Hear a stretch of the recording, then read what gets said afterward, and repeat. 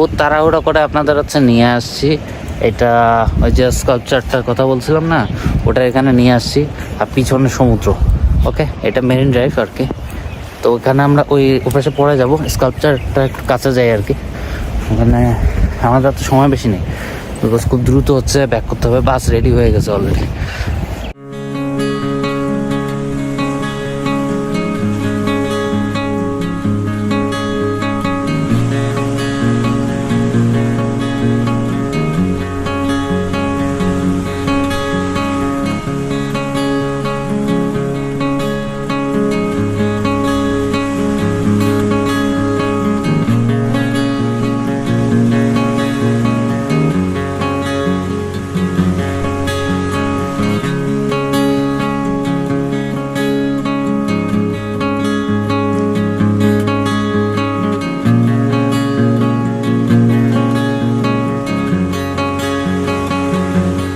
তো গাইস, এই যে যেটা ওরা বানাইছে, এটার সাথে এটা এখানে করার আরেকটা রিজন আছে। মানে পাশে তো সমুদ্র, অবশ্যই ভিউজটা অনেক সুন্দর, বাট এটা আরেকটা রিজন আছে। রিজনটা হচ্ছে এই জায়গাটা, ঠিক আছে? এই যে মাঝখানে যেটা মুক্তার মতো ইয়ে দেখতেছেন, এটা হচ্ছে সেন্টার পয়েন্ট।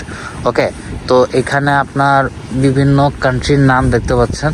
মানে এই পয়েন্টটা থেকে এই জায়গাগুলো, যেমন ওখানে নিউ ইয়র্ক লেখা আছে, এখানে হচ্ছে জাপানের যে ইয়োকোহামা এটা লেখা আছে।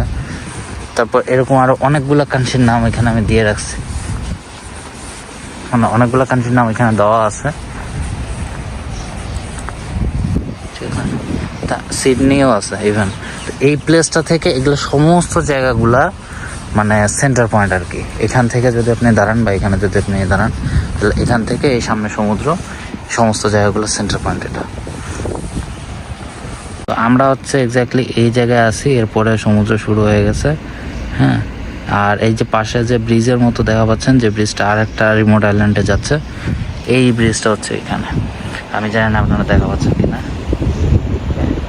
এই যে ব্রিজটা এখান থেকে শুরু, এখান থেকে শুরু করে দেওয়া আছে যে ওই পাশে যে ওই রিমোট আইল্যান্ডে যাবে।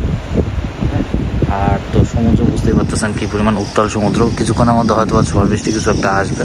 কোনো জাহাজ টাহাজ কিছু দেখা যাচ্ছে না। আর মেরিন ড্রাইভে আমরা আসি। আর এই জায়গাটা তো সেন্টার পয়েন্ট, একটু আগে বললামই, স্কাল্পচারটা আছে।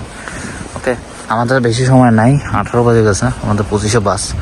ওকে, আর এটা তো হোটেল, ওখানে আমরা ছিলাম, ওপাশে আমরা যাবো আর কি। তো মেরিন ড্রাইভের এখানে চলে আসছি। ওপাশে রাস্তা বন্ধ ছিল। এখানে বেশি দূর হাঁটতে পারবো না বা সাইকেলিং করতে পারবো না, বিকজ আমাদের বাস চলে আসছে। বাট আপনাদের হচ্ছে লাস্ট একটা ভিউজ আমি দেখা দিতে পারি।